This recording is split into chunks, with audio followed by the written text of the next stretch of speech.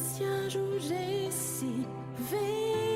veianao Fenua kirina anatinao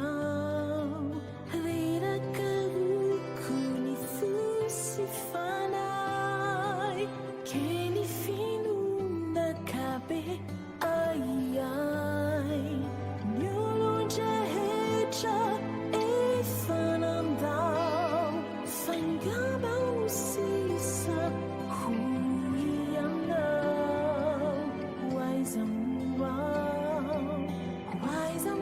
Waizamuau huyanao ra mitarau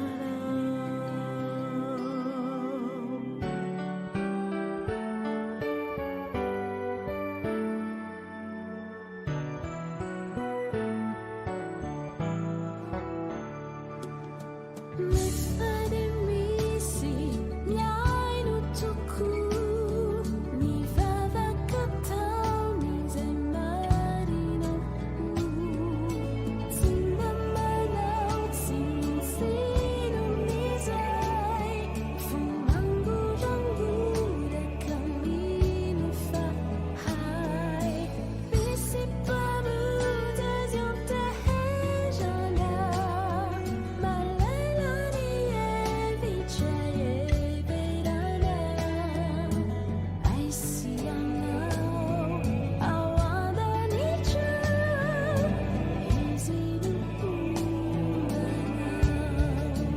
Nama anshana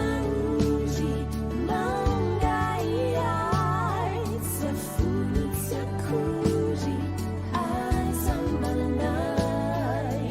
Nizanani Yasani Tanani Teokawa Didini Yani Nitanani Sifuifa La Havunti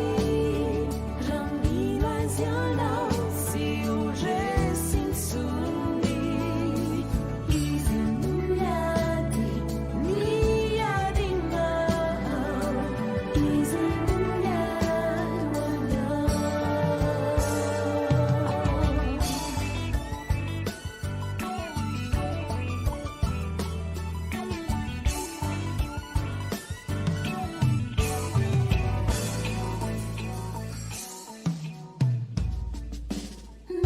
Mifadimisi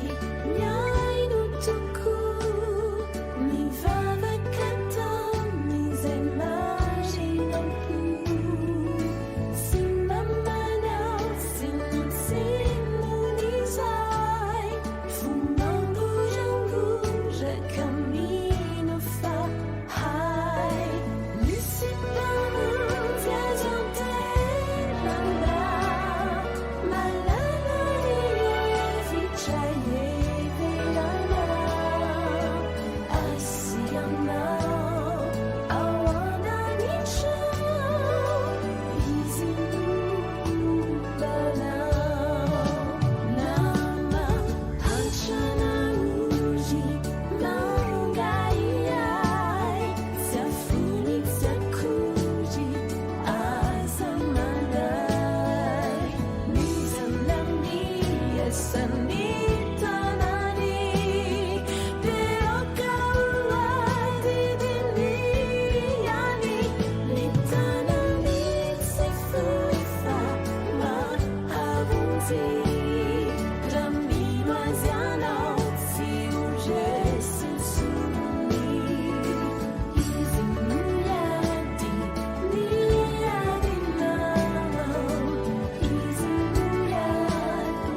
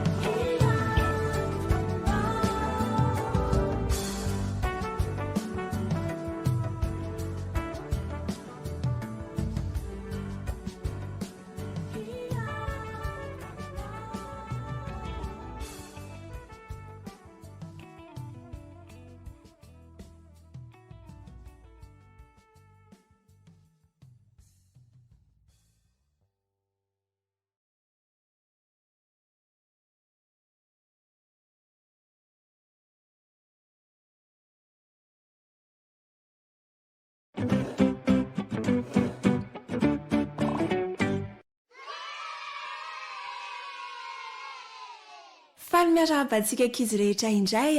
na tratra ity sabata manokana anio ity. Mbola ao anatin'ny lohahevitra, ankizy tia vavaka isika rakizy. Koa amin'ity sabata anio ity ary dia andeha isika ankizy ampiasa ny tanana izay nomen'Andriamanitra antsika mba hanamboarantsika diarim-bavaka. Diarim-bavaka izay anoratantsika ny anaran'ireo olona akaiky antsika sy mifandray amintsika mba hahafahantsika mitondra am-bavaka azy ireny, hahafahantsika miresaka amin'i Jesosy isan'andro isan'andro. Manasa antsika ankizy rehetra ary hanaraka ity asa tanantsika ity. Ankizy tia vavaka ny lohahevitrintsika rakizy hanamboatra diarim-bavaka mahafinaritra be ary isika amin'ity anio ity. Zavatra ilaintsika: mila carton chemise isika, mila colle, mila marqueur, crayon, hety ary taratasy hafa loko amin'ilay carton chemise. Voalohany indrindra ary dia hanamboatra zavaboary iray, trondro izay namboarin'Andriamanitra isika mba hahafahantsika manamboatra ny diarim-bavakantsika ankizy. Maka boribory isika rakizy dia hosoritatsika eo ambonin'ilay carton chemise. Rehefa azontsika iny boribory iny dia raisitsika ankizy ny hety, manao découpage isika, atao tsara be tahaka ilay ampianaran'ny maîtresse antsika ny ampianarana ireny. Tsy atao misy midepasy fa manjary tsy azo ilay boribory. Hetezana tsara mihitsy ilay boribory. Mampirisika antsika ankizy mba azoto anao asa tanana fa ny fampiasantsika ny tanantsika rakizy dia anisan'ny manampy antsika mampivelatra ny saintsika. Azontsika ary ilay boribory hoetezantsika indray izay hetezantsika fa hetezana miditra ampovoany hatreo amin'ny afovoan'ilay boribory. Rehefa voahetitsika ilay izy dia raisintsika ny lakaoly. Ho asiantsika lakaoly ilay eo amin'ny ilan'ilay netezantsika teo, tahaka izao hitantsika ankizy amin'ny sary izao. Dia ho apetatsika ary ataontsika mifanindry tahaka izao. Nahazo boribory ohatran'izao tsika rakizy, apetratsika eo iny ary fa ho raisintsika indray ilay taratasy hafa loko. Hanamboatra ny lohan'ilay trondro isika rakizy. Voarina tsara ohatra ny paozina tsaramaso. Asiantsika masony dia holokointsika maintimainty ny mason'ilay trondro. Ho amboarintsika eo akaikiny eo ihany koa ny rambon'ilay trondro. Ny rambony moa dia ahafahany mivezivezy ao anatin'ny rano izay nametrahana azy. Dia holokointsika maintimainty ihany koa ary ny rambony trondro kelitsika. Holokointsika amin'ny crayon, afaka mampiasa crayon de couleur ihany koa isika ankizy. Sady mandoko tsika izany amin'ity anio ity ny manao découpage dia hanamboatra ilay sary kely eo amin'ny sisiny iny tsika, ilay vombony. Lokointsika ihany koa rakizy tahaka izao hitantsika amin'ny sary izao. Amboarintsika ihany koa ny eo amin'ny ilany. Vita ary ny sarintsika. Andeha hanety amin'izay ary tsika izao apetratsika ary ny crayon antsika, hoetezantsika amin'izay ary hiala teo ilay rambony. Hetezana tsara iny rambony trondro hetezantsika indray manaraka ny lohan'ilay trondro.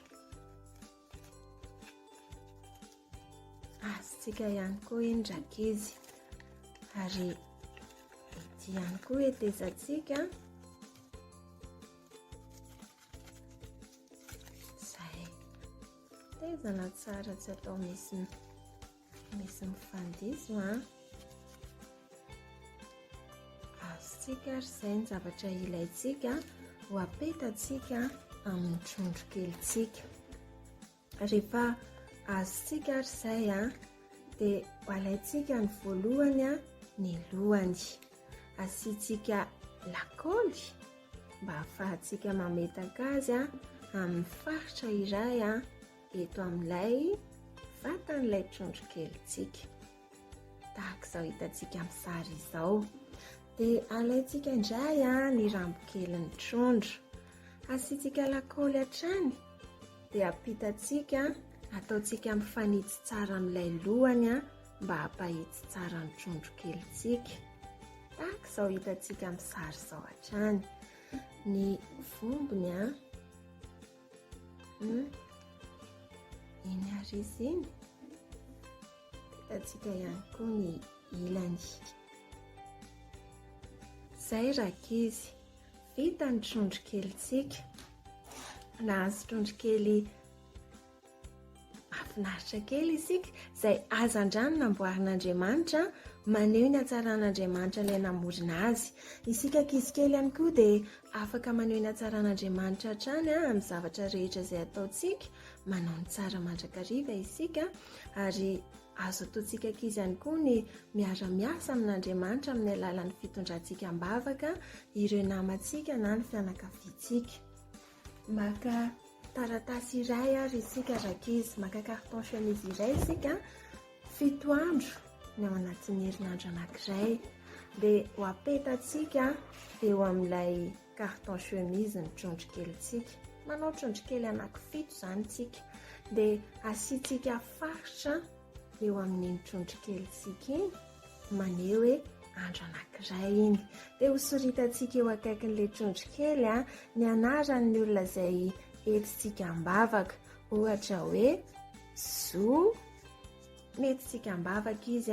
andro voalohany Alahady. Ny Alatsinainy tsika manana trondro kely indray, apetatsika eo indray ny anarana faharoa, ohatra hoe Dada. Dia io ny diarim-bavakantsika rakizy afaka apetakatsika ao amin'ny efitra misy ny fandrianantsika ankizy ao izy ity,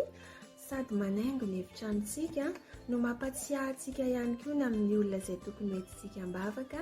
isan'andro isan'andro. Dia mirary antsika ankizy rehetra mba ho tia vavaka ary azo ho tia vavaka ho an'ny hafa ihany koa. Jésus aime les petits enfants comme moi. Jésus aime les petits enfants comme moi. Petits comme moi, Jésus les reçoit. Jésus aime les petits enfants comme moi. Jésus aime les petits enfants comme toi. Jésus aime les petits enfants comme toi. Petits comme toi, Jésus les reçoit. Jésus aime les petits enfants comme toi. Jésus aime les petits enfants comme nous. Jésus aime les petits enfants comme nous. Petits comme nous, Jésus les reçoit. Jésus aime les petits enfants comme nous.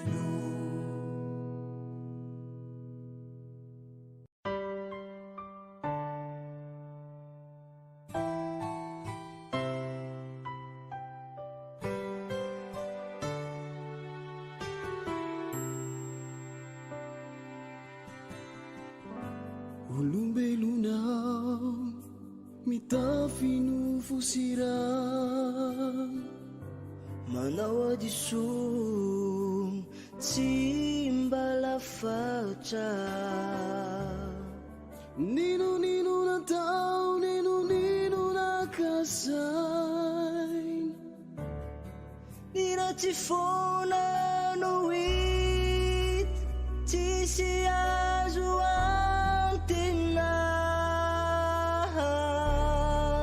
izano iantrao ity maone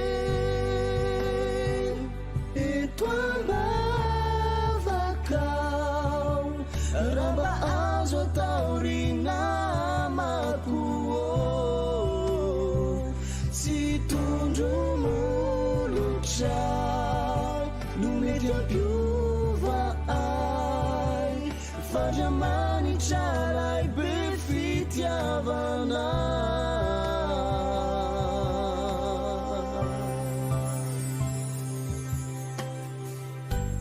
many andanitra no tanjona mimbonana ny fifamelana no sisandrasana tiny raha isika iara-paniaminy andovilay toerana lafatrazay tena sarobidy andeha ifankaty fisika iray ao aminy eto ambavakao raha mba azo atao ry namako tsy tondro molotra no mety ampiova ay fandramanitra lay be fitiavana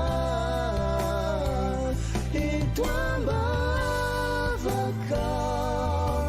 izao ivavakao anao tsy fanenjika nay fanaratsiko ifanoana firaitanjona ko andeha ifampitrotro ambavakao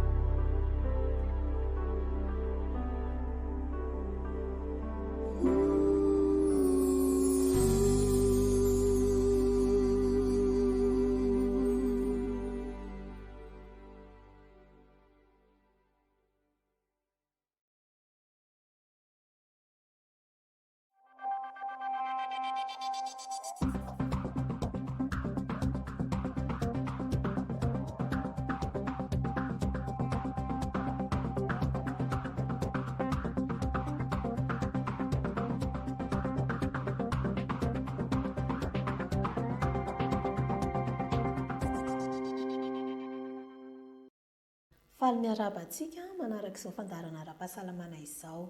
Anio sika dia hianatra momba ny rééquilibrage alimentaire na ny fandanjalanjana ny fomba fisakafoanana. Ny tanjon'ny sakafo ara-pahasalamana dia ny hanome ny vatantsika izay ilainy mba ho amin'ny fitombony sy hitasomana azy ho salama. Ny tsy fihinanantsika sakafo ara-dalàna sy ny tsy fanarahantsika ny sakafo ara-pahasalamana dia mety hiteraka voka-dratsiny be dia be indrindra amin'ny fahasalamantsika izany rehetra izany. Anitsika dia andinika ny momba ny hery tokony ilain'ny olona eo amin'ny famitana ny asa andavanandro. Ho an'ny zazakely ny besoin énergétique zany ny hery ilaina dia 10 kilocalorie isaky ny kilao isanandro.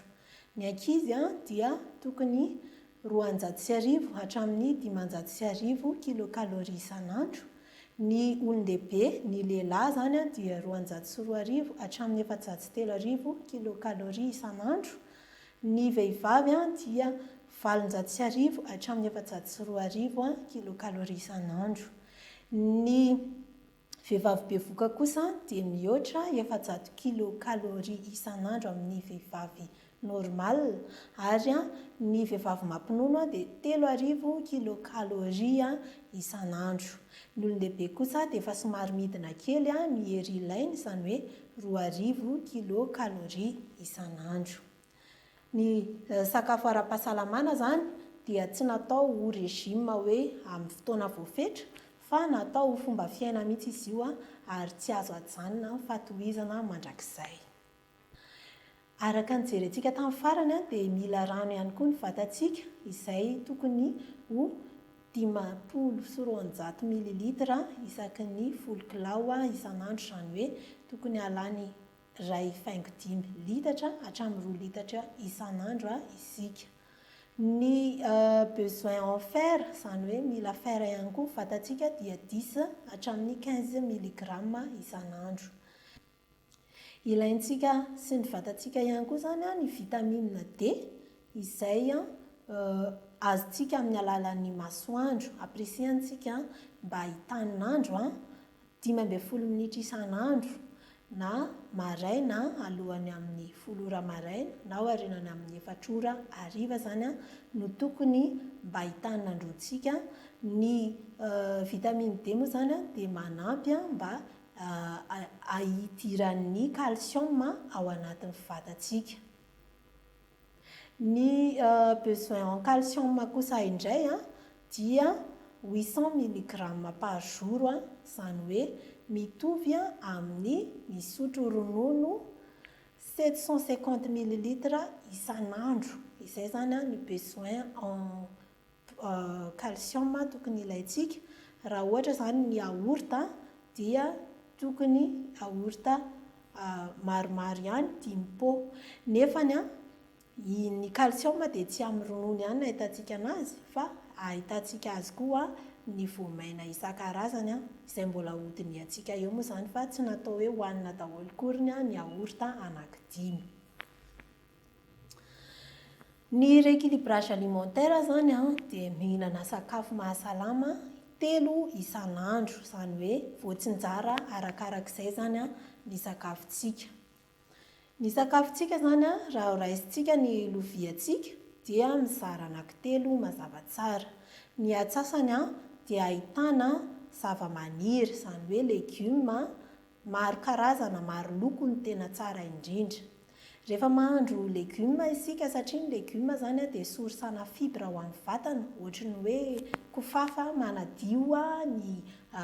tube digestif atsika, ny kibontsika zany, izy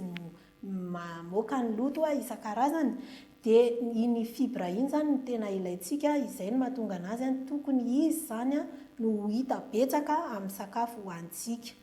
Dia rehefa mahandro legioma zany dia tsy tokony hihoatra ny 7 minitra no fandrahoana anazy. Raha ampiarahantsika voatery tsy maintsy hanao saosy zany tsika dia tokony menaka kelikely ihany, izany hoe 2 sotro no menaka farafahabetsany. Menaka tsara indrindra moa zany dia ny huile d'olive na ny huile de colza izay apresiantsika hinana an'izany, ahitana source d'oméga 3 tsara ho an'ny vatana izy ireny. Ny iray apa-efatra ny ao amin'ny loviantsika dia tokony ahitana féculent. Ny féculent moa zany dia zavatra ahitana ny tavolo rehetrarehetra, ny vary, ny ovy, ny paty, ary apresiantsika hinana hanin-kotrana. Ny hanin-kotrana zany dia tokony hohanintsika rehefa mihinana hanin-kotrana isika, tsy tokony hinam-bary. Apresiana zany tsika hinana féculent complet, zany hoe glucide complexe, satria ny glucide complexe dia tsy mampiakatra be ny tahan'ny siramamy ao anatin'ny vatatsika. Izany hoe indrindra ho an'ny olona diabetika dia tokony ahena dia ahena tokoa ny féculent amin'ny vary mba tsy hiasa be ny pancréas hamorona ny insuline, dia tsara zany mba atao ambanimbany ny tahan'ny glucide hohanina. Marihana manokana moa zany fa tsy ny siramamy ihany no mampatonga ny glycémie hiakatra, fa na ny vary hohanina na ny mofo dopaina hohanina dia mitondra siramamy ho an'ny vatatsika. Izany hoe 20 grammes de glucide zany no hita isaky ny 100 grammes na céréales na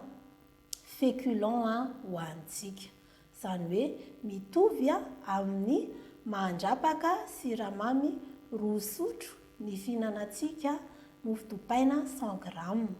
Ny tena tsara zany raha hinana mofo dopaina ihany isika dia mijereva vita avy amin'ny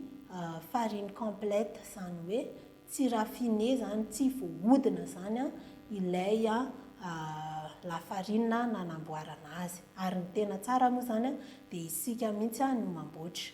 Maro ihany koa ny glucide complexe afaka hita toy ny quinoa, ny boulgour, ny flocon d'avoine, ny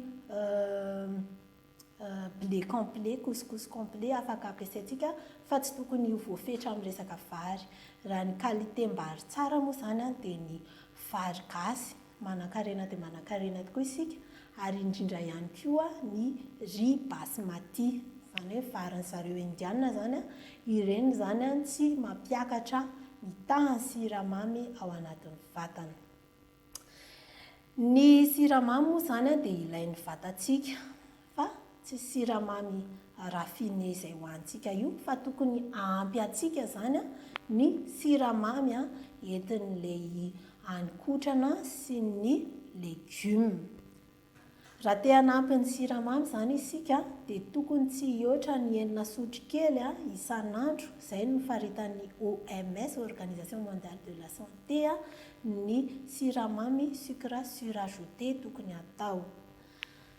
Hiditra indray tsika eo amin'ny ray apahefan'ilay vilia zany dia tsy inona izany fa ny source na protéine. Ny protéine moa zany dia io no tena mampavoky atsika, io zany no tena miantoka ny satiété atsika, zany hoe tsy ny glucide zany no mampavoky na hinana vary be dia be ary tsy iny no mampavoky fa ny protéine. Ny protéine dia voizina hatrany hatrany ny fihinanana protéine végétale izay mahatonga ny fahasalamana ho tsara sady fibra ihany koa. Ny protéine végétale moa zany dia hitantsika amin'ny voamaina na ny lena ihany koa, ny tsaramaso, ny voanjobory, ny lentille. Aprisihana zany tsika hihinana azy ireny. Raha oharina amin'ny tanantsika zany dia ohatran'ny totohondrintsika eo ny voamaina tokony hohanintsika. Misy ihany koa ny source-na protéine animale izay azo avy amin'ny biby fa ny biby moa zany dia mizara maromaro, ao ny viande zany, ny volaille, ny poisson. Anjarantsika no mametra azy ireny fa raha hohanina mihoapapana ny hena dia tsy mahatsara ny fahasalamantsika. Eo ihany koa ny protéine animale azo avy amin'ny ronono sy ny atody, izay source-na protéine tsara indrindra amin'ny vatana ihany koa ny atody, ary misy étude nivoaka fa tsy mitondra cholestérol ao amin'ny vatana akory ny fihinanana atody maro hohanintsika zany. Zany hoe afaka mihinana atody isan'andro tsara zany isika tsirairay avy. Momba ny voankazo indray dia tsara zany isika raha mihinana voankazo ohatran'ny habean'ny tanantsika, zany hoe iray hatramin'ny 2 isan'andro ihany ny voankazo tokony hohanina. Ary ny tsara amin'ny voankazo dia ampiarahana amin'ny oléagineux na ny noix zany hoe ny amande, noix de cajou, ny pistache na ny arachide zany voanjo, eo amin'ny 30 grammes zany raha voanjo, ary raha ohatra ka amande dia 10 grammes par jour. Ireny noix ireny moa zany dia sady source-na magnésium, no source-na cuivre, source-na fer izay ilaina eo amin'ny fahasalamantsika tsirairay avy. Ankoatran'izay raha ohatra tsika hihinana menaka zany dia tsy tsara zany mihoatra ny 2 sotro isaky ny mihinana zany ny menaka na 2 sotro farafabetsany. Raha hihinana fromage isika dia tokony ohatrohatr'izao zany, zany hoe eo amin'ny 30 grammes zany ny fromage tokony hohanintsika isan'andro.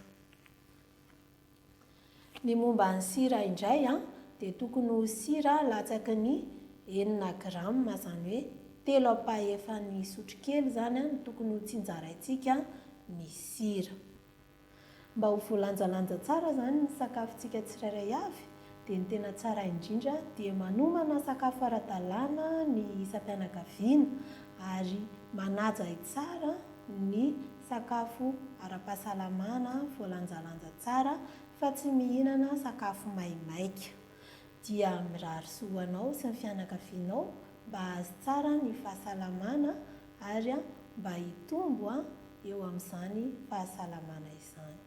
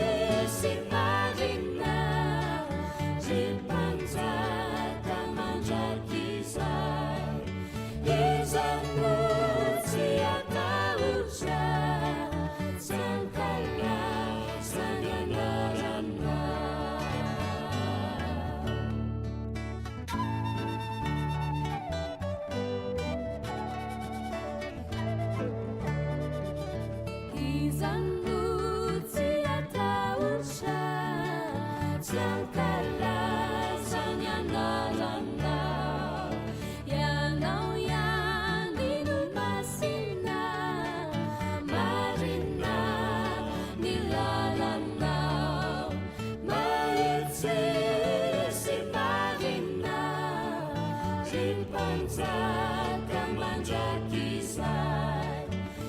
izanotsy atahotra jankalazany anarana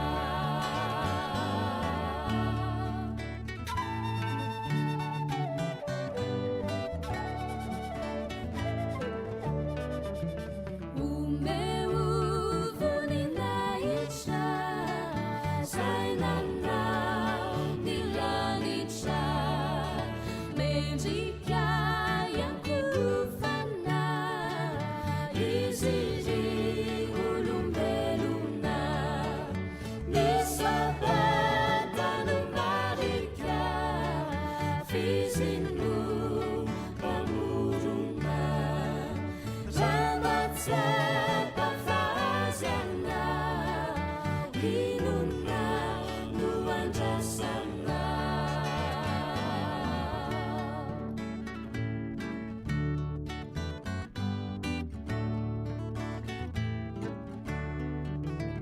Isabatano marika fizinu pamuruna Ramatsapa faziana inuna nuandrasana nisabatano marika fizinu pamuruna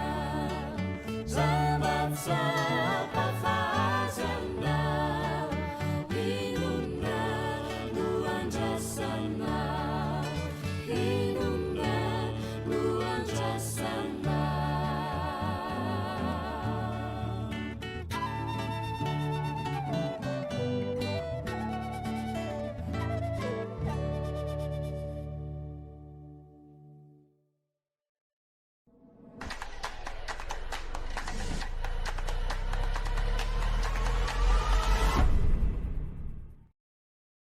amin'ny fofeny fifaliana tokolasiko vavy no iantranona amin'ny toerana izay ampandrosoanao an'izao fandaharana mizotra amin'ny fahombiazana izao faly izay satria eo ianao ary ny firarianay ene dia mba samy mizotra amin'ny fahombiazana avokoa ny tanora tsiraray avy izay manjohy sy manaraka ity fandaharan'ity rehefa mizotra amin'ny fahombiazana ny tanora dia mazava ho azy fa mizotra amin'ny fahombiazana ihany koa ny tokantrano eny fa ny firenena mihitsy azy satria ny tanora no andro ny firenena efatra menada indray no vahinsika ao amin'ny anio izay ahitana nyreto solotena avy aminao any tokantrano ireto ho atotro izy ireo rehefa avy eo dia olazaina ihany koa inona ny loha hevitra fa melohan'izay aloha dia asitsika faingo kely.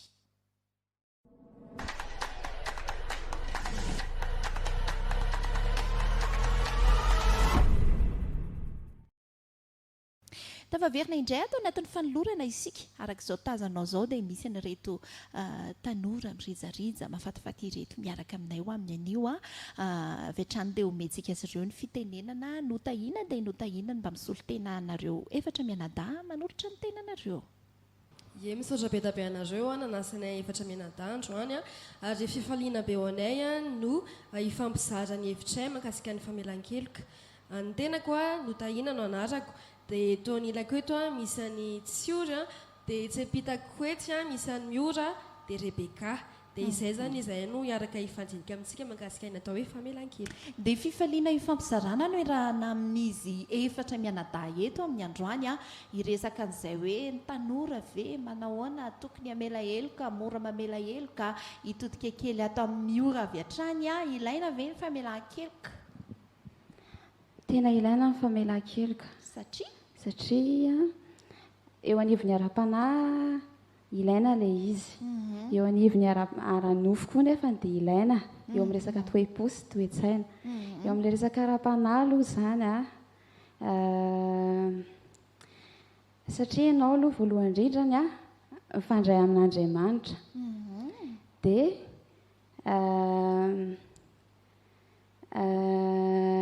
tokony hanana toetra ny Jesosy. Zay mahay mamela heloka. Zay ilay mahay mamela heloka satria Jesosy ary nomboana tamin'ny hasojalinana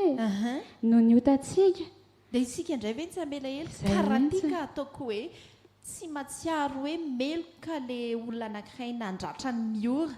tsy mbola nanantona ny eo resy zany hoe mamindrafo amiko mamela am fo na etsetra dia ahoana no mety ho fandraisan'ny oran'izay amela azy ve sa hoe aloha izy anantona zay avy amela azy tokony tsy andra nanantona aloha e jesosy any hoe nanantona izy nanantona antsika aloha izy fa tsy niandry izy vao nomboana terihany azy fijaliana fa izy nanolo-tena nanolotra ny aino atsika dia tokony ohatran'izay koa tsika tsy andry tsika olona hoe anantona hoe ifona izy na ohatran'izany miombokevitra amin'izay ve notahiana satria efa eny amin'ny notahiana zao micro fantahiana voalohany aloha tokony amela heloka ve sa ozy notahiana hoe fiainana samy tanora dia samy manao izay hamonjena ny tenany sa ahoany raha tanoran'izao tontolo izao dia izay no navaliko fa za kristianina dia ny famelan-keloka tena zava-dehibe mihitsy amin'ny kristianina anahy ary voalaza ao anaty baiboly izany eny fa na dia hoe tsy mangataka famelan-keloka ary velena na fotoana notahiana dia tsy mampaninona anahy manokana satria sarotra aloha ilay izy hoe inao nanao ratsy anahy nefa ny ianao tsy mba mangataka famelan-keloka amiko amaha-olombelona fa tsy tena izay hoe fangatan'ilay olona famelan-keloka izay zany ny zava-dehibe fa ny foko madio hoe mamela anazy ary mbola mety dingana tsara hafa kokoa ary satria voalaza ao Matthieu 18 zany hoe za indray manantona anazy hoe fa maninona no satria anytany hoe fa maninona tsy mangataka famelana anahy fa ataoko izany izay havanan'iny olona iny amiko satria izay ilay ara-baiboly mazava be ary ho antsiory ilaina ve ny mamela heloka indrindra ho anareo samy tanora satria ny tanora malaza hoe be fo be mafo be ia arak'izay voalazanao izay mihitsy tena be fo ny tanora ary eo amin'ny mahatanora izay mihitsy ny tena mipetraka le fizazahoana hoe za zao ka sarotra zany ho anay tanora io resaka fifamelan-keloka io nefa tsika mahafantatra tsara fa Jesosy Kristy no mpitary-dalana antsika satria tsika mitonona ny tenantsika ho kristianina dia nanome ohatra mazava be Jesosy tamin'izy nomboana teo amin'ny azy fijaliana nororaina nge Jesosy na tamin'ny zavatra tsy nataony ary dia teany hevitra aminy teo ozy izy tamin'izay fotoana izay hoe mamela any aloha fatsifatana izay nataony ohatra lehibe mihitsy zany nomeny Jesosy antsika tamin'iny fotoana iny hoe na inona nataon'ilay tolo teto tamiko ary tsy mieritreritra izy hoe manao ratsy an' Jesosy fa lasa fahafinaretanao azy le manao ratsy an' Jesosy tamin'ny fotoana iny dia mbola Jesosy ihany niteny hoe mamelany aloha ny ray ao fa tsy fatana izay ataony izany hoe mampianatra antsika izy tsika koa zany tokony hananana izay toetra izay mety sarotra ala izy fa izantsika atao satria tsika mpanaradian'i Jesosy mazava ho azy fa efa voavaly hatramin'ny fanontaniana faharoa indraindray tsy fantatry ilay olona izay ataony ka avy hatrany dia amela heloko tsika na tsy mangataka famelan-keloka ary izy fa miombokevitra amin'izay ve Rebeka ny anontaniana hoe ilaina ve ny famelan-keloka miombokevitra tena ilaina maha kristianina na ny famelan-keloka satria raha tsy mamela ny heloka ny namako dia misy lolopo avy hatrany ao am-poko dia ninona zavatra ataoko na hanampy olona na hanao fanatitra an'Andriamanitra dia tsy hisy dikany amin'Andriamanitra zay satria ilay lolopo ao anatiko no mibahana an'iny zavatra tsara izay ataoko iny raha ohatra izany ka jerena ny valitenareo dia tsy hedikevitra fa ilaina ny mamela heloka eny fa na dia tsy mahatsapa tena ary izy hoe nanao zavatra tsy mety taminareo faratoa kosa ho an'ny notahiana miverimberina ilay zavatra ataony mety efa nisy fifampiresahana mety tsisy fifampiresahana efa namela heloka foana dia ahoana kosa indrainy amin'izay mbola amela ve sa hoana satria araka antenen'ny tsioro teo hoe mazana ilay izy amin'ny mahatanora antenen'ny Rebeka teo lasa mivadika lolopo ilay izy mbola amela ve sa hoe hatreo ihany mafy be aloha zany zavatra izany satria io koa moa zany miankina amin'ilay zavatra ataony anao fa raha hoe zavatra tena farak'izay tsy zakanao zavatra tena marary anao dia nefa iny zavatra iny mbola veriny foana dia tena sarotra maha-olombelona mifotsy mandaingana hoe fa maninona efa mamelanao efa manao tsingana aminao nefa mbola verinao amiko ihany ilay izy kanefa ny izany tsy midika hoe hoangahalaiko ianao na hoe noho izany zavatra izany dia za tsy lasa fahavaliko ianao manomboka androany satria ianao efa nanao tsingana taminao dia afaka aza anao nandrian'Andriamanitra fa raha za manokana dia miataka amin'ilay olona izay nga mantena azoko atao miataka aminazy dia ny foko no tehiriziko madio hoe io zavatra io zany efa ho ataony foana za te azo ny fiainana mandrakizay za koa nampianariray amela heloka dia izay ataony amin'izay fa izay ny dia anasy Andriamanitra ny ambony hitako miatokatoka kely no sady indraindray manao fiesika manao ohatr'izao tsy ory eo ankilana eo ahoana tsorony amin'izay raha ohatra hoe misy situation ohatran'izay zavatra mateti-pitranga angamba zany fiainatsika misy olona mety mamela anazy tsika fa veriny ihany le izy apitso araka ny tenen'ny ranabavy Rebeka teo nefa miteraka lolopo mihitsy ilay izy misy fanadadiany izay mihitsy hitako laza izy fa anisan'ny tena mahatonga ny areti-po ny gros cœur io resaka tsy fifamelan-keliko io nefa zany hoe mitondra aretina ho atsika aloha zany ny fitasomana an'iny manota imbeda be mihitsy izy ao anatin'ilay izy manao zavatra ratsy aminao foana dia mamela aloha ianao satria za zanak'Andriamanitra avelako izy aloha miverina ihany izy tsy maintsy marary ny fonao amin'ny maha-olombelona anao arak'ilay voalaza teo aloha teo maha-olombelona tena marary le izy fa miankina amin'ny fifandraisantsika amin'Andriamanitra dia misy ohatra foana ozy tamin'ny voaloha teo men'Andriamanitra atsika ary iny olona nanao zavatra tamintsika iny raha ananantsika alahelo foana dia manana alahelo amin'Andriamanitra ihany tsika satria olona ny foron'Andriamanitra izy iny zany hoe zava-boarin'Andriamanitra koa iny dia amin'Andriamanitra tsika aloha mivavaka voaloha Jesosy mifona raha ohatra hoe tena malahelo sy manana alahelo amin'iny olona iny dia apio mba vita amelany elony zany hoe tsy vita ny herin'ny tena tsika mihitsy le izy fa mila fiankinana betsaka amin'Andriamanitra kanefa raha atao indray miteny mitika ve ny zavatra tiany tsy ora tongavana hoe aleo mamela azy foana na dia hoe manao zavatra tsy mety amintsika foana ry izy raha ny fanirinao fa tsy vita ny herin'ny tenanao zany izy raha ny faniriko dia izay le nitenen'i Jesosy izay mihitsy hoe impito amin'ny fitopolo ao anatin'ny ray andro tsisy havita impito amin'ny fitopolo aminao ange ao anatin'ny ray andro hoe nitian'Andriamanitra tenena amin'izay zany tsy le isa fa hoe mila mamela anazy foana ianao somary nirona kely izy miana-dato tato amin'ny akaviako tato ny laza hoe mafy le izy marary le izy ary mety tsy ho vita le izy mila fanampian'Andriamanitra fa manahoana kosa ny hevitra reo raha vavy hoe mamerina izy androany mamerina izy afaka ray volana mamerina izy raha afaka pitso miora zaloha somary miombo-kevitra kely amin'ny notahina eo amin'ilay resaka fiatahana satria izy marary ny fonao marary ny fanahinao mila sitranina ny fanahina ny fo dia raha za manokana aloha dia izay mihitsy hoe miataka kely dia makarivo-panahy avy eo rehefa sitrana ny fanahiko mangataka fitiavana amin'ny Jesosy amelana an'ilay elok'ilay olona dia mandeha ho azy sitrana ny foko aintsy ohatra diso izany hoe mandra-pahatonga n'ilay fo sitrana miora le miataka midika ve izay hoe tasomiko aty aloha le alaheloko amin'ny zavatra tsy nety nataony anahy na le lolopoko na le fahasorenana sa ve hoe za miataka fotsiny fa za tsy manana alahelo aminy tiako tena hoe direct zany le valiteny hoe tena haiko mamela heloka fa za hiataka sa ve hoe tasomiko aty foana le izy amin'ilay hoe makarary an'ilay izy dia miezaka miaraka amin'ny Jesosy analan'ilay lolopo fa olombelona ny teny mety ho sarotra mety angataka fotoana lava be le izy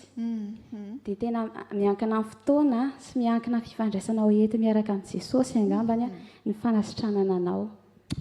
mazava ho an'ny Rebeka manao honany amin'izay hoe miverimberina le zavatra tsy nety natao le zavatra mandratra zavatra nahatezitra namela indre-pandeha indrora verina fanitelo ny fanidimy ambin'ny folony impito amin'ny fitopolo izy tsy ory teo manao hoany raha ny amiko manokana indray ny toetrako aloha zany vao tsy nisy olona nanao zavatra ratsy aminaty dia mbola verina kapitsy dia vao tsy mifona aminazy na manatona za mihitsy nytereko anatina ny olona iny dia tezitezitra foana ny tontolo andro dia mila soroko mihitsy zany iny amin'izay za faly foana amin'ny andro mpiainako dia nydingan'i Kristy koa amafisiko ao amin'ny baiboly manko milaza hoe ao amin'ny Matio 7:25-20 ka hatramin'ny 7:20 raha nisy olona nanao heloka taminao ka tsy mety manatona anao izy dia manatona aminy raha mbola tsy maiky ny heloka eny ihany izy tsy famela aminao dia mankanesa olona anankiroa maka olona anankiroa hitany Rebeka manaiky ny izy fa nahoentinao aiza izy averiny indray indra afaka pitso dia averindray amin'ray dia eo volana indrindra ny anohizako azy ndao ary rehefa tsy manaiky ihany izy dia toetiny eo amin'ny fiangonana rehefa mbola tsy manaiky ihany izy fa mamerina ilay zavatra ataony a dia very tahaka ny jentilisa izy izy izany tsy midika hoe anao rafy azy ianao raha jentilisa izy amin'izay baboly no milazan'izany a fa tsy miombon-kevitra ny ratsy izay ataony ianao a fa miezaka manao soa azy ozy petera hoe impirika jesosy moa no afaka mamela ny olona anankiray manota amiko foana dia ozy jesosy impito amin'ny fitopolo dikan'izany a mihoatra tsy azo ferana izany ho famelan-kely koa fa mila mamela ataoko anaty voambolana anankiray izay mihitsy tiako teneny mamela azy ve Rebeka tena mamela mahafinaritra tena tiako ny mamela tendraim-bava rairay avy aminareo efatra mena-da fotsiny ina mora kokoa mamela eloka sa mangataka famela-keloka mamela eloka nahoana ny sarotra ny mangataka famela-keloka dia izay ilay fizazahoana nanantsika mahatonga antsika sarotra amintsika ny tena aleo ilay mamela fa diso ilay maiky diso no sarotra ie no tahina dia ampio ilay izy hoe nahoana ao anatin'izay fantaniana izay mamela eloka sa mangataka famela-keloka nahoana amiko koa ny mamela eloka no mora kokoa noho ny mangataka famelan-keloka na inona lanjan'ilay zavatra nataoko tamin'ilay olona tsy fantatro hoe ohatry ny ahoana no fiatraikanyizay zavatra izay tany am-pony sy tamin'ny fiainany tany izany hoe ho anazy mangataka manao jingana izany hoe angataka famelan-keloka any aminazy dia izay netako sarotra satria mety tsy hamelana iny olona iny a mety ahazo teny mavesatra koa za ao anatin'izay zavatra izay nefa raha ohatra hoe izany mamela dia mety hoe mora kokoa amin'azy izy mamelanao a dia izay mazava ho an'ny Rebeka arakaraka ny fanabeazana ny ahafahanao mamela ny olona anankiray raha zaza ray no nitezana tamin'ny fiainana kristianina dia mora aminy mamela olona fa raha tsy nitezainao anatin'izay dia tena mafy aminy mihitsy ka dia aloha mangataka famela-keloka raha izany satria izay ilay fantaniana hoe inona ny mora kokoa mamela sa mangataka famela-keloka samy sarotra fa mangataka an' Jesosy mba apetraka an'izany eo am-poko mba afahako manatanteraka an'izay ho an'ny Rebeka zany samy sarotra izy anankiroa ary ho an'ny miorina mandra-pieritreritra izy mianadasa ady ny fehiny izay resadresaka izay ho ana manokana araka ilay tenin'ny Rebeka teo hoe samy sarotra ilay izy tokony ho mora ny famelan-keloka maha-kristianina nefany tokony ho mora ihany koa nefany a ny fangatahana ny famelan-keloka satria mpanaradian'i Kristy ihany dia eo anelanelany ahy izany sady tokony ho mora ilay izy a no tokony ho sarotra dia ama-olombelona tokony ho sarotra izy fa maha-kristianina tokony ho mora izy ireo dia ny tsy ambaratelony izany tsisy ohatrany hoe maha-kristianina ihany mipetraka eo amin'ny toerany hoe kristianina famelan-keloka anisan'ny sakana tsy roson'ny tanora izotra ho amin'ny fahombiazana satria araka andresany zareo teo hoe mavesatra any anatin'ny fo any ka ohatra tsy mamela eloka ndao metsika afatra ara ny tanora ny atokantrano no tahina hoe ina ny afatra manodidina an'ity hoe famela-keloka ity ho an'ny tanora tahaka anareo ty afatra maiko ty dia miantefana any amin'ny lehibe na any amin'ny tanora marina tokoa fa tena sarotra ny mamela eloka fa kosa aoka ho tsarovantsika mandrakariva fa ny mety tsy hamelanao olona anankiray dia izay zavatra izay mety tsy hatonganao tonga ny an-danitra izany hoe tsy ovy mandrakariva izany no fotsika ary ataovy mandeha amin'ny famarinana foana mandeha araka ny sitrapon'Andriamanitra ary mandeha araka ny voalazan'ny baiboly hoe izay no nampianaran'i Jesosy amela ny eloko ny namako tahaka ny namelana isan'andro za manao adalana foana dia tokony ohatr'izay koa izany no toe-tsaintsika eo amin'ny fiainantsika andavanandro na olona avy aiza no manao zavatra ratsy amintsika dia mahaiza mamela eloka fa izany ny sitrapon'Andriamanitra tsy ory mankasitraka ny nomena no tahina afatra ao antsika rehetra tena sarotra tokoa ny mamela eloka ary sarotra tena sarotra koa ny mangataka famela-keloka fa ampitombo isan'andro ny fiarahana amin'Andriamanitra dia mora aminao ny mandateraka an'izany ary anisan'ny sakana iray tsy hahatonga antsika androso amin'ny fiarahana amin'i Jesosy ary mitondra aretina ihany koa io resaka tsy famelan-keloka io ka angatao amin'Andriamanitra isan'andro mba hananao toe-po tsotra madio a ary mora sy mahay mamela heloka. Miora. Araka ny voalaza hatramin'ny voalohany moa fa sarotra le famelan-keloka sy ny fangatahana famelan-keloka ary mitondra aretina ara-panahy no mitondra aretina ara-nofo. Dia ny afatra izany ho an'ny tanora dia hoe Jesosy fitiavana. Tokony hananantsika ny fitiavana ary ny fitiavana no fehin'ny fahatanterahana ao anatin'ny Kolosiana 3:14 izay raha tsy diso aho. Dia tokony kolokoloantsika izay fitiavana izay ho ao anatintsika. Izany hoe i Jesosy mihitsy no ampidirina ao am-po ho fiainantsika isan'andro dia mandeha ho azy ny zavatra rehetra. Ho mora amintsika izany hoe mamela heloka izany na impiry aza ny olona anankiray no nanao ratsy taminao. Mora ihany koa mazava ho azy ny mangataka famelan-keloka rehefa avy eo. Mangasitraka Rebeka. Andao zareo amela heloka. Andao amela heloka fa rehefa afaka mamela heloka ny sasany ianao dia miteraka fahasalamana ao anao zany ary soa anao. Lalana anankiray sy zanatohatra anankiray zorantsika ho amin'ny fahombiazana ny fahaizana mamela heloka. Misaotra ny Rebeka aloha tamin'izay fehany sy fanentanana izay. Ary misaotra anareo efatra mianadahy indrindra ihany koa fa izay no amezana azy hoe lalana anankiray izorana amin'ny fahombiazana izy io mba tsy hisakana hanelingelana antsika amin'izay le hoe fandehanana sy fanatrarana ny tanjona ao amin'ny fahombiazana izay. Mankasitraka anareo nanaiky vahiny teto dia isaorana be dia be ihany koa ny mpijery tany atokantrano tany dia manonona hatrany izahay ny fiadanan'ny tompo aminao ary mba hananantsika n'izay fiadanan'ny tompo izay dia ilaintsika no isan'ny voavela heloka sy mahay mamela heloka. Mametraka ny mandra-pitafa indray ry izahay veloma tompoko.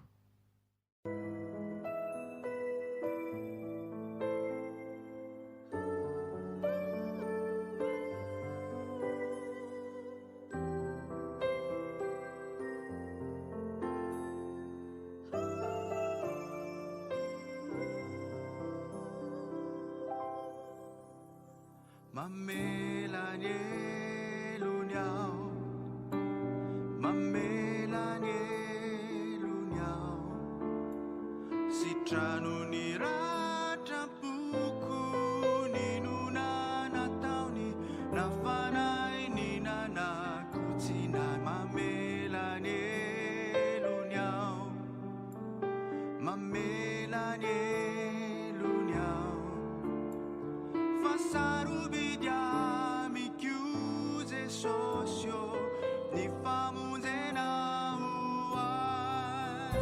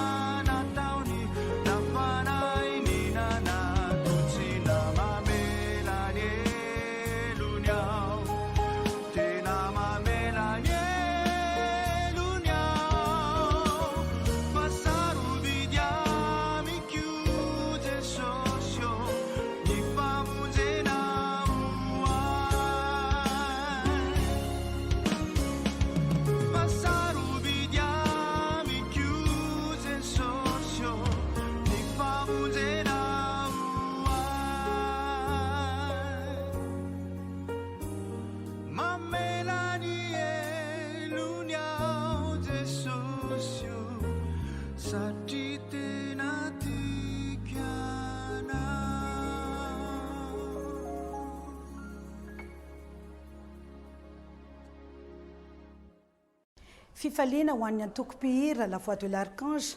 no manolotra atsika ny antsakira mivatana amin'izao fotoana izao. Ho tantaraina fohy kely ny nitsanganan'izy ity 5 taona lasa izay tamin'ny taona 5/7/30 novambra. Fifaliana ho anay mbola miaramira amin'izay ray aman-dreny nanorina izany dia madame Randriamalala Rambelson Janine izay hitantsika eto Kavanako. Ny fandrinay dia ho fifaliana mandrakariva ny arana amin'izany antoko-pihira izany ary ho fanompoanan'ny tompo dia vonona izay hiara-iasa mandrakariva. Amen.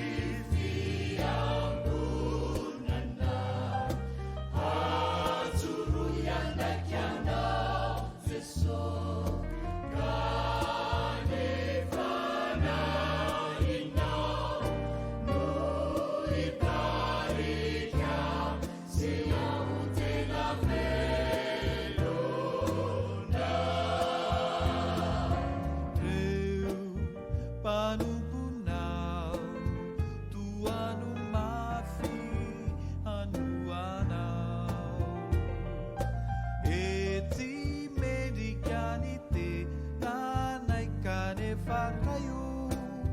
mamindra fo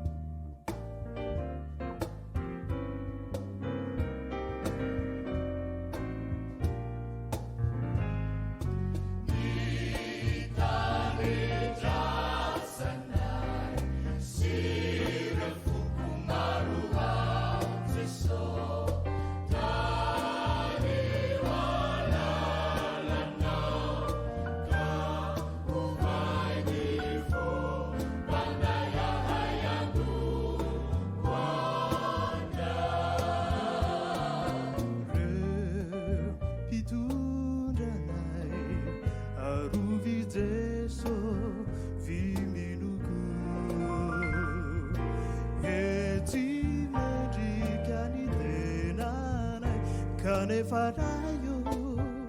mamindrafo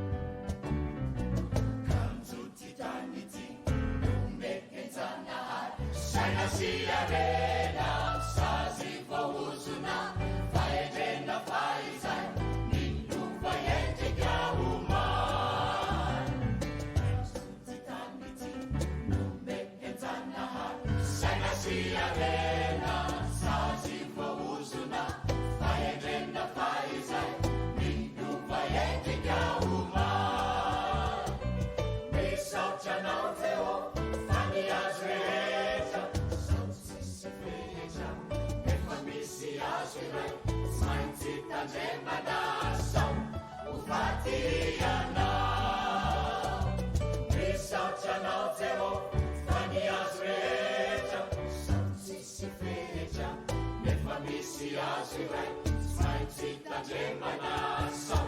no fatianao.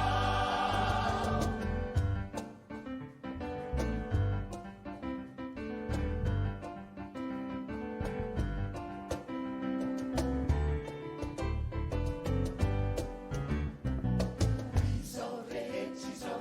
feno zava-mananay nasimo akazoko miaso ny lohany miaso ny rivotra ahaliko ny orana sanao mampanilitro reo azo izay mamo ahitra sy anana mamelona ny mananay de mitory ny asanao ilay mpamorona.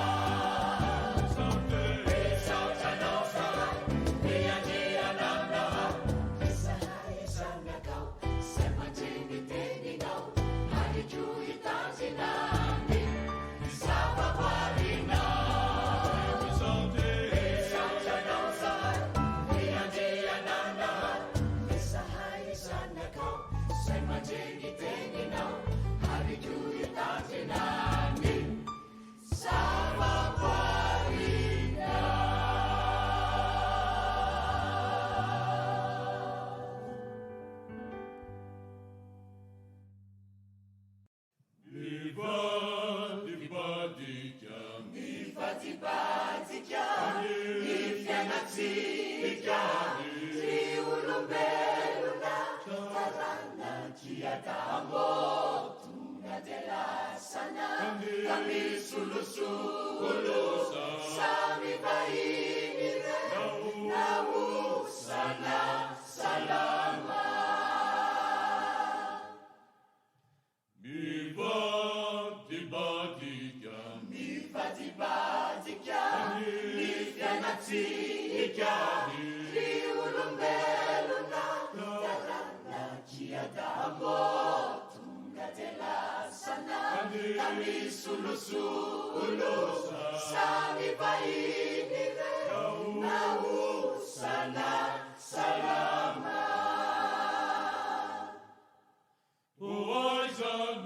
Aizano ianatsika le olona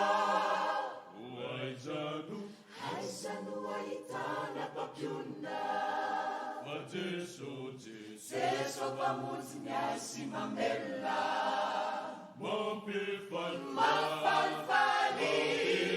mampiravavo zamanay ny miala eto zamanay ny miala eto Sentep-tepo fa Jesu mpamonjy no diseto so indrindra ka tiavo indra yane mitumbu arena samy finaritra hatrany nisakaizo kanjo mivadika kany manatena tonga tsy manana mahatraka akaisa indra yane mitumbu arena samy finaritra hatrany nisakaizo kanjo mivadika kany manatena tonga tsy manana mahatraka akaisa. Aizano ianatsika le olona aizano ahitana mpampiona fa Jesu mpamonjy ny asy mamelona mampifalifaly mampiravavo zamanay ny miala eto zamanay ny miala eto Sentep-tepo Zesotie Sesapamutsno utisentu Suidinja Katiavu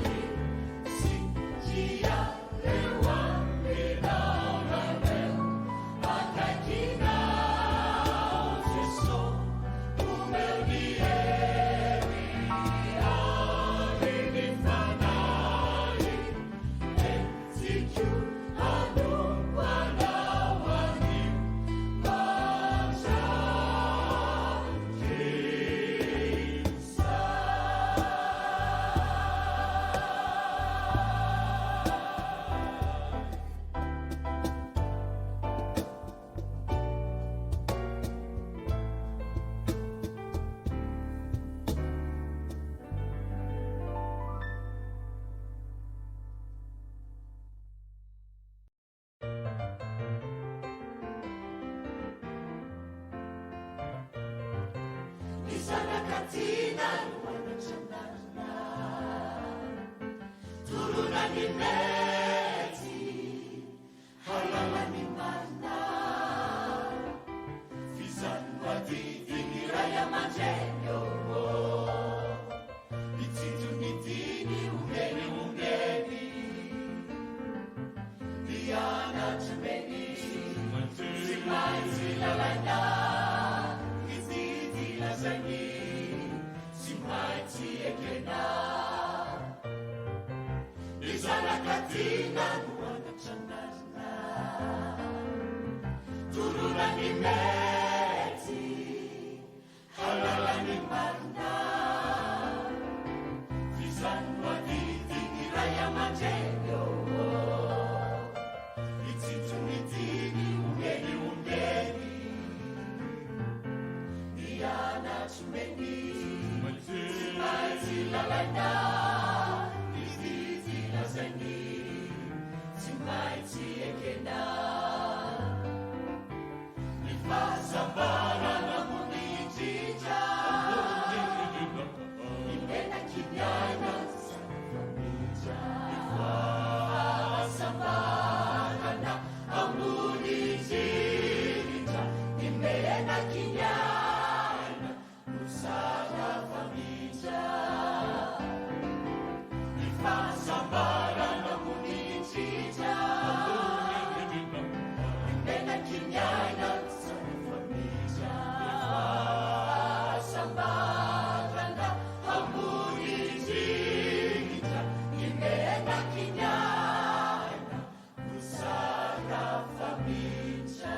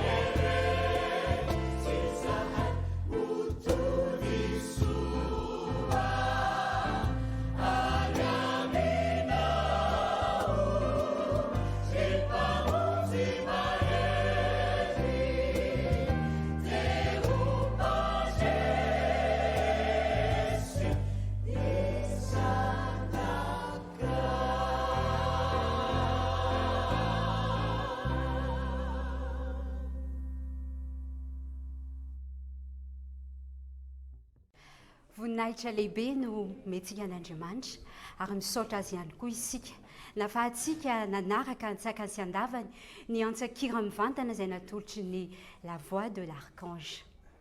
irinay sy antenainay fa nitondra fanavaozana teo amin'ny fiainanao ny fiarahana ny dera niaraka taminay manantena koa izahay fa ireny hira ireny dia ho lasa fiainanao ihany koa ary ampahery anao eto am-piandrasana ny fiverenan'i Jesosy koa manona ny fiadanan'ny tompo ho aminao izahay amen.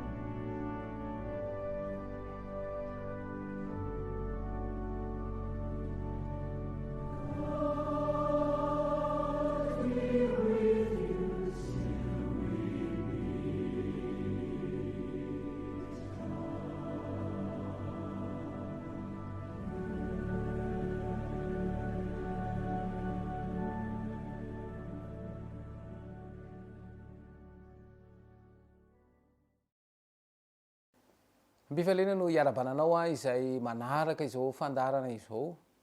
ary mirary ny fiadanam-po anao mandritra ny ty fotoana izay rahantsika eto ity andeha atombotsika amin'ny alalan'ny vavaka izao fotoana izao ka manasanao anondrika ny lohanao fa hivavaka isika.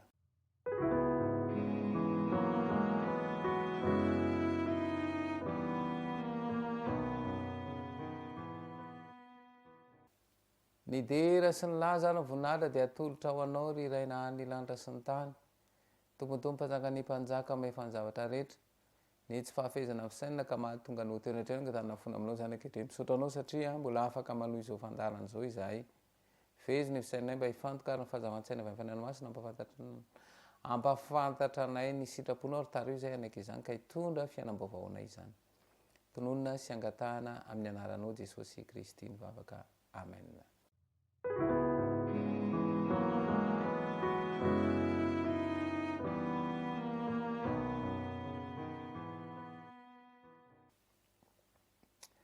Anisan'ny tena sahiran-tsaina tokoa isika amin'izao fotoana izao ny amin'ny firesahana hoe faratsy mpitondran-tenan'ny olona. Ambaratsika ombenomeno fa mpanota isika ary mampanota dia misy fodim-pisainana ratsy ao anaty ao. Ary fodim-pisainana ratsy io dia io nge no miteraka an'ireo tsy fiankazahoana, ireo zavatra manahirana rehetra ireo. Andeha soatra masina no anampy atsika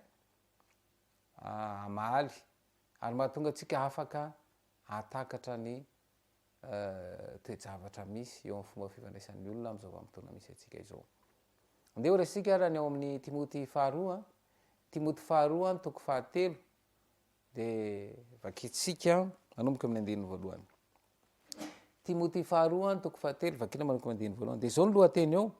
ny amin'ny fiemorana any amparany any, ny amin'ny fiemorana any amparany any. Andininy voalohany. Fa aoko fantatrao zao fa any amparany any dia hisy andro mahaory. Aoko fantatrao fa any amparany any dia hisy andro mahaory. Zany hoe Baiboly zany dia efa miteny mihitsy hoe any amparany any dia hisy andro mahaory. Ary zay mampatonga ny olona hoe ory eny ny olona amin'izao fotoana izao hoe. Raha ny soramasina zany resahana aloha dia hoe ory. Fa tsy mbola mandalo anatina fahoriana. Fa ory. Ka le hoe ory eny dia misy zavatra mampahory. Ka ina le mampahory dia eo mihitsy. Satria rehefa ory ny olona dia zao lasa miteniteny foana izy. Raha maneho atezerina moa izy dia tena tsy voafehany ny fomba fiteniny sy ny fomba firesana. Fa jerentsika hoe inona ary ilay zavatra mampahory. Fa ny olona ho tia tena ho tia vola ho mpandoka tena mpiavonavina amin'ny teny ratsy tsy manora isy reny tsy misaotra tsy manaja izay masina tsy manam-pitiavana mpanontolo fo mpanendrikely ka tsy mahompo loza be tsy tiany tsara mpamadika kriana peboebo zany hoe izay zavatra ny tany saina rehetra zay zany zao de toetra hita eo amin'ny olona ray farafakeliny ray farafakeliny zany hoe manana ray amin'io tsiraray avy zay mampanotatsika fa le izy de hoe tia io nge rehefa tafiditra ny ota de tsisy mahafatra zany tena fitiavany zany tokoa fa fitiavatena ny oa de zao rehefa tsy tanteraka le a de io ory a izany hoe ny mampahory zany de avy amiko any ny mampahory a de tsy inona fany tsy fantateran'ireo filana izay ny zava-doza mantsy a de izao ity tontolo ity ny nametraka filana de voalohany indrindra aloha fitiavam-bola ary zay nge mampatonga ny hoe am'izao fotoana zany raha vao manam-bola be tonga de misy manafika raha vao hita hoe misy vola eny am-pelantanana eny de tonga de vao avy ny mpangaro paosy izany hoe ity vola ity zany a misy zavatra manitinao fa mahakasika ny vola io nge de zao nge ny ambaran'ny soratra masina Timoty voalohany zao ny ambaran'ny Timoty voalohany a Timoty voalohany toko fahenina ny andininy 10 de zao mivoalazany teny fa ny fitiavam-bola ny fototry ny ratsy rehetra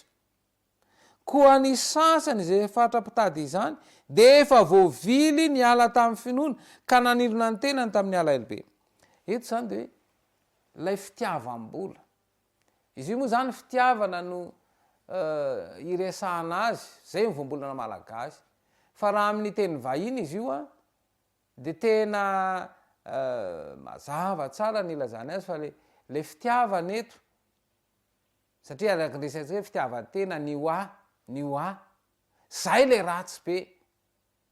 tsy ny vola zany akory no ratsy fa zay ny teny hoe ny fitiavam-bola ny resahana eto kanefa amampanota de io no napetraky ny devoly ao lay fitiavam-bola fa vola azonao ampiasaina fa rehefa tafiditra ao am'izay fitiavam-bola izay ao lay zava-doza satria zany no fitiavatena ka rehefa ao le fitiavatena de zavatra rehetra ilain'ny tena ohatra ka eto zany ny tena zava-doza amin'io de le fitiavam-bola diso tafahoatra de nge lay ohatra isika ary indrindra mantsy hoe mba hahafahana mba mahatakatra an'ireny fomba fiteny sy fomba fihetsika misy reny iny misy ankizy kely tonga avy any mba mivola raha mise dalina mandeha any nefa atao posiko misy vola satria misy zavatra hovidiko ka raha nombinako omeko an'ilay zazakely le izy de tsy ho azoko le izy zay anankiray na izaho mihitsy no efa mifoka efa tsy manana fo miantra intsony ka zay raha vao tsy manana fo miantra tonga de manaona ny fomba fiteniko ka eto indrindra zany hoe ay zany aty amparany aty de mazava ho azy zany fa io zany de manam-pirofo fa miainao anatin'ny vaninandro farany isika satria ny toetrany olona efa io izay toetrany eo aminy zay io no mampahory azy ka raha tsy afaka izy zany am'izay mampahory azy zay dia tsy tavavoaka ary io le anajambany devoly io le zavatra mampahory reo olona manam-bola be reo anie amin'ny fomba ilazana azy amin'ny teny va iny hoe miliardera tsy manana fiadanam-po nge izy reo tsy manana fiadanam-po ary eo indrindra ka ny olona rehefa tsy manana fiadanam-po de tsy hahianina eo fomba fitenina fomba firesaka izay ampaherin'ny hafa ary zay le fitaka ka io tsy fananana fiadanam-po io dia ahatonga ny olona tsy ahony tena fa de hitady mihoatra ary izay fitediavana mihoatra izay dia famitahana ary ny devolo mihitsy a no tena mamitaka zao ane ao anatin'ity arety mandringana ity fa betsaka ane reo manaka atao manamaizy azy maty ka lay vola be nananany ve naharo azy tamin'ny covid ary zay indrindra hoe io tsy fahazahoana antoko io zany de manova ny fomba firesaka manova ny fomba jery ka io zany le fitaka ataon'ny devolo mametraka filana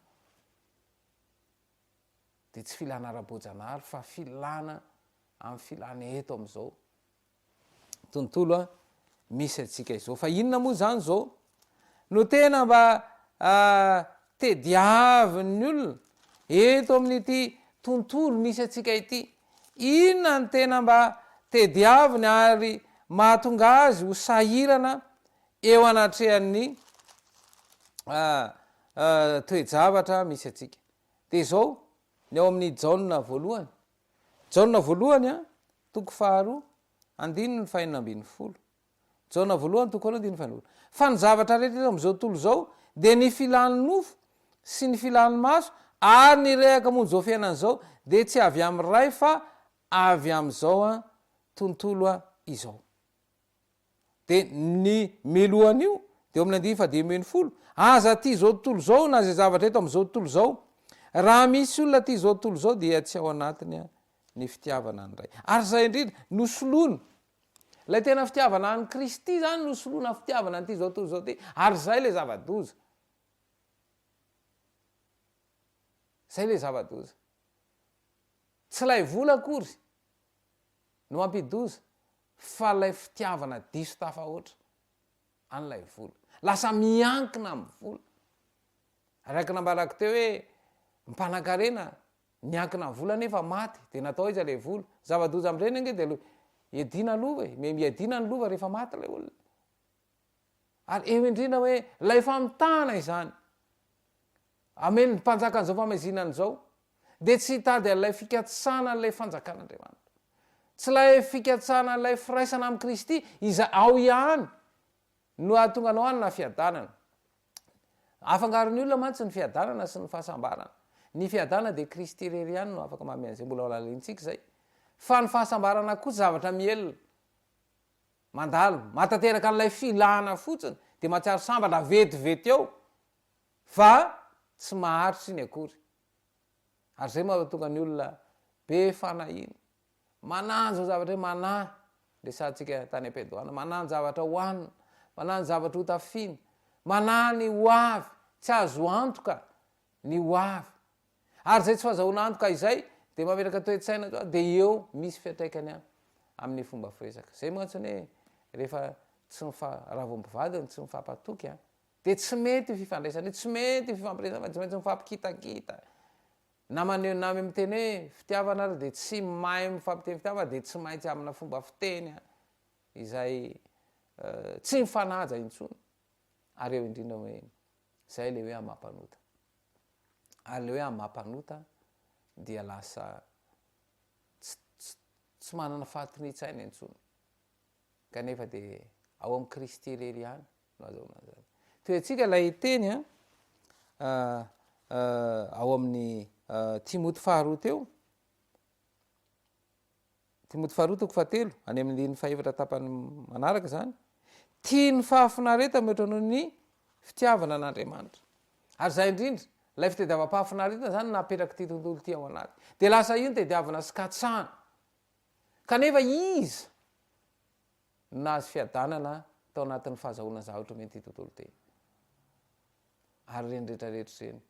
de mahatonga ny fomba firesaka sy ny fomba fiteny tsy ety etsony ho an'ireo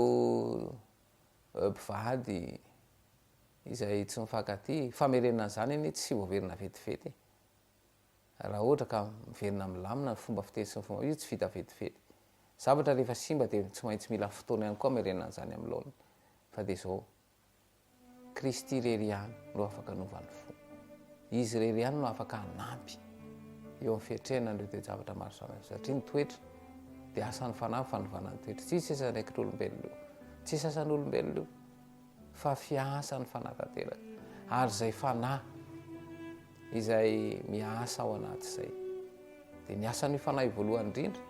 dia mitarika an'io lahatsapany zavatra tsy mety do jerentsika mivolazany jaona jaona toko 5:10 jaona toko 5:10 a dia vakitsika ny 9:9 jaona toko 5:10 ary raha tonga izy dia ampiaiky zao tontolo zao ny fahotana asan'ny fanahy tanteraka zany mampiaiky ny fahotana ka raha vao tsy mbola tonga amin'izay fibebana sy fekekeloka izay dia izao mbola ao le zavatra mampahahodry ka ny mampahahodry dia le filana ataonaka izay napetraka ty fiarahamonina ity lay fitiavateny fitiavana zavatra rehetrarehetra zao fitiavam-boninahitra ny olona rehefa tsy mena voninahitra mainy teny mazana be ny fomba fiteniny rehefa tezitra moa dia tsy haitsony ny teny vararaka izay voalefany eo ka mila ny fahazavantsaina omeny Kristy mila ny taridalina tanteraka izay omeny Kristy mba hahatonga anao atsapa fiadanana tea ame fiadanana ho anao Jesosy fa mila tolotra ao anazy ny fonao anaka atoloina ny fonao rehefa tolotra ao an Jesosy tanteraka ny fonao dia izy mo anamboatra an'io ho afaka le tendrim-po satria rehefa tsy mahafehy tendrim-po dia teny izay tsy mampahery fa rehefa amin'ny Kristy dia izy ny anaovan'izany rehetra ka rehefa tolotra ao azy ny fonao mipetraka eo ampelantanany zavatra rehetra dia izy ny andamina an'izany irindra avokoa na ny fifandraisam-pivady indray mindraisany zanaka ny ankonana tsy mifakazo rehetra zao dia irindra silamy satria iova ny fomba fiteny sy ny fomba firesaka tanteraka aminao anie izany ka tonga anao atsapany fanatreny Kristy eo amin'ny fiainanao isaorina anao nanaraka ny fandarana andeha ho faranantsika amin'ny vavaka izao fiarahantsika izao hivavaka isika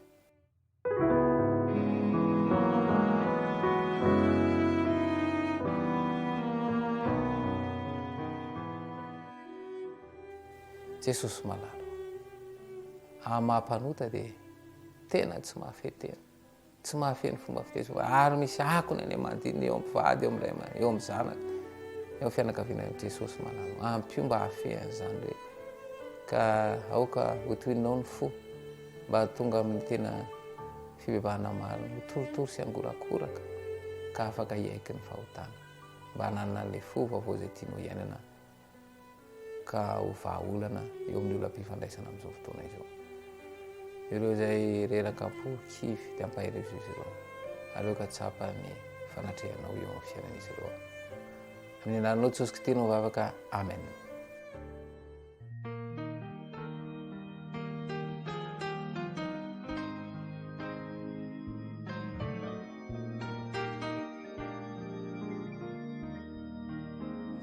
Ravuni fu e fenu hafalina Vahai Jeso tenai tuku Fiadanampu mandresi akivina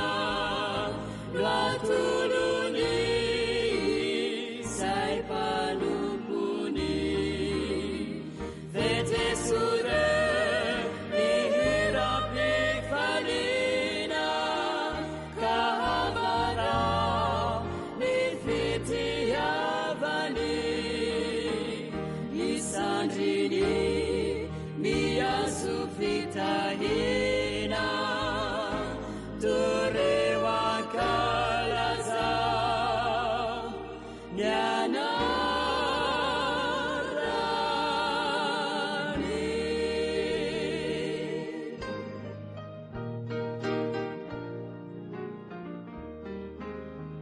Ilai fiti sitakachini saina fitiavanai bahuanai nizanali tetsimbanulalaini hamuziayu veluna injai vetesure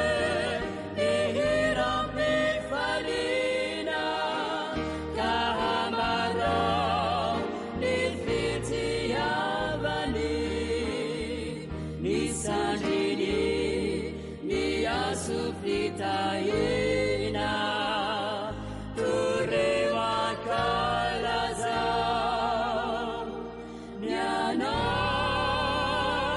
mianarani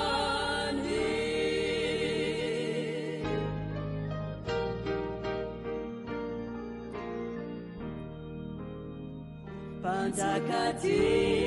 si feno atsarana lay hoavindray andrasanay ko mifaly ilazilay